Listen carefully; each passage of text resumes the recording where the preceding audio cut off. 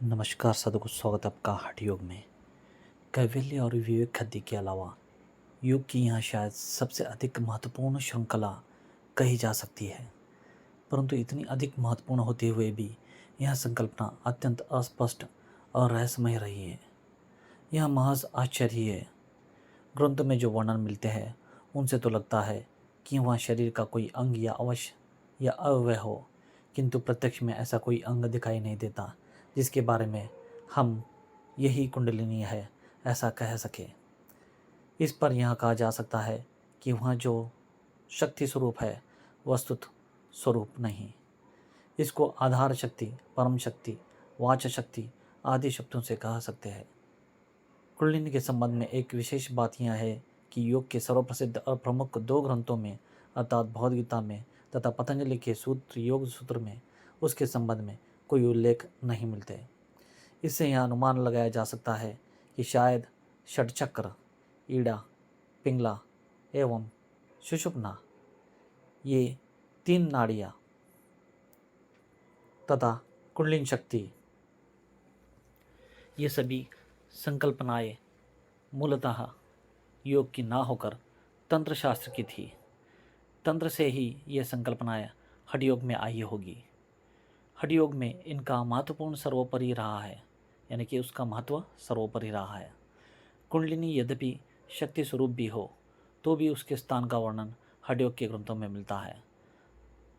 हम सब लोगों में वह शक्ति सोई हुई या सुप्त अवस्था में रहती है। मूलाधार चक्र में कंद, योनि या त्रिकोण नाम का एक अंग होता है, वही कुंडलिनी का स्थान है। इसका वर्णन शिव संहिता में इस प्रकार किया गया है। गुदाद द्वादंगुलशात मेडाकांगुलस्तम एवं चास्ति समम कंद समता चतुरंगुलम। शिव संहिता का 5वां अध्याय में 74वां श्लोक बताया गया है। पश्चिमाभिमुखी योनि गुदा वेदांतरागा। यहाँ पर बताया गया है कि किस तरह से योनि, कहाँ पर यहाँ कुंडलिनी देवी सोई हुई रहती है। तत्र कंदम समारखाता तत्रास्ति कुंडलिनी सदा संवेष्टय सकला नाड़ी सार्ध त्रिकुटिलाकृति मुखे निवेश सपुच्छम सुषुम्ना विवरे स्थिता। अर्थात गुदा से 2 अंगुल ऊपर और जनेंद्रिय से 1 अंगुल नीचे 4 अंगुल लंबा चौड़ा कंद विद्यमान होता है। उसी को योनि शब्द से कहते हैं। उसमें कुंडलिनी 3.5 फेर लगाकर सुषुम्ना नाड़ी के नीचे के छोर को अपने मुंह में पकड़कर सुप्त रहती है, यानी कि सोई हुई रहती है, यानी कि बेशुद्ध रहती है। दर्शनोपनिषद में कंद को त्रिकोण शब्द से कहा है। त्रिकोणम मनुजानम तु सत्यमुक्तम ही सांकृते बुदांतु द्वदंगुला दूर्व मेधांतु दयम गुला ददवा।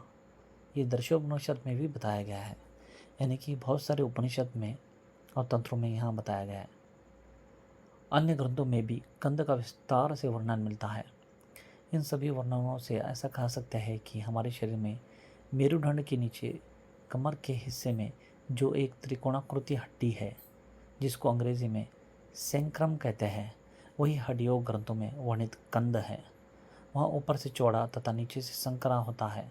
उसका नीचे का छोर मूलाधार चक्र में होता है। इस त्रिकोण का उल्लेख करते हुए कुंडलिनी के स्थान का विस्तृत तथा निश्चित वर्णन षटचक्र निरूपण में इस प्रकार किया गया है। वजाख्या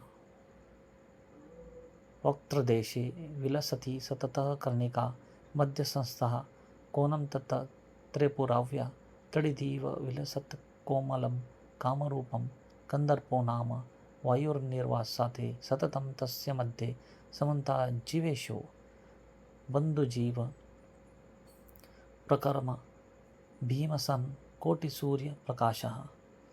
देखिए, पूरा यहाँ पर विस्तार से बताया गया है कुंडलिनी शक्ति और उस मूलाधार चक्र के बारे में। अभी षट चक्र निरूपम में आगे बताया गया है।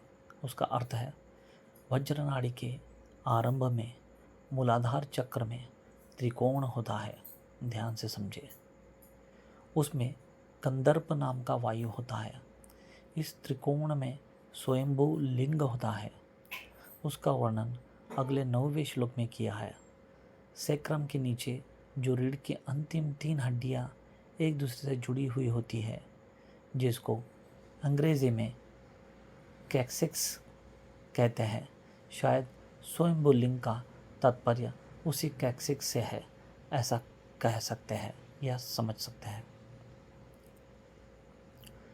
तन्मध्य लिंगरूपी द्वर्तकन कला कोमलः पश्चिमास्यो ज्ञान ध्यान प्रकाशः। देखिए, यहाँ पर बहुत विस्तार से बताया जा रहा है षटचक्र निरूपण, कुंडलिनी शक्ति, तंत्र योग, उपनिषद आदि आदि में। कुंडलिनी क्या है? प्रथम किसलयाकार रूपम स्वयंभुः विद्युत्पूर्ण धूम प्रकरम कश्यनिस्त संतानाहासी काशीवासी विलासः विलसति सरिदावर्त रूपकृशाय। छांदोग्य उपनिषद का यहाँ पर बताया गया है। अर्थात त्रिकोण में तप्त सुवर्ण के समान कांतिमान श्याम वर्ण पीछे की ओर मुख किया हुआ स्वयंभू शिवलिंग होता है। इस शिवलिंग के ऊपर कुंडलिनी 3.5 फेरे लगाकर सोई हुई रहती है। यह बात स्पष्ट रीति से अगले श्लोक में कही है। तस्य योधर्वे विसतंतु सोधर लसत सुषमा जगन्मोहिनी ब्रह्मद्वारमुखम मुखेन मलरम संच्छादयन्ती स्वयं शंकावर्तानि भा नवीन चपलामला विलासास्यदा सुप्ता सर्पसमा शिवोपरि लसत सार्ध त्रिवत कृति। अर्थात वो स्वयंभू लिंग के ऊपर सुषुप्ना नाड़ी का छोर अपने मुंह में लेकर 3.5 फेरे लगाकर कुंडलिनी सोई हुई रहती है। कुंडलिनी का सुप्तावस्था के कारण मनुष्य के चित्त में अज्ञान व्याप्त है। कुंडलिनी शक्ति को जगाने से वहाँ अपना कुटिल रूप त्याग कर सरल हो जाती है, यानी कि सीधी हो जाती है, और सुषुप्ना के मध्य मार्ग से ऊपर की ओर अग्रसर होती है, यानी कि ऊपर को चढ़ती है। उसके मार्ग में विद्यमान चक्रों का भेद करते हुए जब वह सहस्त्रार चक्र में स्थित परम शिव के साथ एक रूप होती है, तब साधक को समाधि की अवस्था से या समाधि की अवस्था में परम ज्ञान प्राप्त होता है। इसका समग्र वर्णन योग के अनेक ग्रंथों में उपलब्ध है। केवल कुंभक अर्थात इच्छा के अनुसार कितनी भी देर तक श्वास क्रिया को रोकने की शक्ति होना यह कुंडलिनी शक्ति के जागृत होने का एक लक्षण है। देखिए, कुंडलिनी शक्ति कैसे जागृत होती है, कहाँ पर कौन से स्थान में है, वो बताया गया, और उसके सिम्टम्स क्या है वो यहाँ पर बताया गया है। कुंडलिनी महाशक्ति की वैज्ञानिक व्याख्या। कुंडलिनी शक्ति को अच्छी तरह समझने के लिए श्वास क्रिया और सुषुप्ना शीर्षक, जिसे मिडुला ऑफ लॉन्गलेटा, का विस्तृत अध्ययन आवश्यक है। पाश्चात्य वैज्ञानिक अभी तक इतना ही जान पाए हैं कि नाक से ली हुई सांस गले से होती हुई फुफ्फुसों यानी कि फेफड़ों तक पहुंचती है। फेफड़ों के छिद्रों में भरे हुए रक्त को वायु शुद्ध कर देती है और रक्त परिसंचालन की गतिविधि शरीर में चलती रहती है।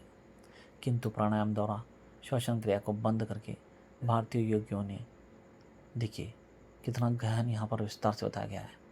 इसे मैं थोड़ा ही यहाँ पर बताया हूँ, पहला भाग है। पसंद आया हो तो इसका ज़रूर दूसरा भाग मैं प्रयत्न करूँगा बनाने का वीडियो। आशा करता हूँ यहाँ कुंडलिनी देवी जो शक्ति है वो सभी साधक को सहज जागृत हो जाए और ज़्यादा तकलीफ़ ना हो। पसंद आया तो शेयर करना, लाइक करना। स्वस्थ रहिए। धन्यवाद। जय हिंद।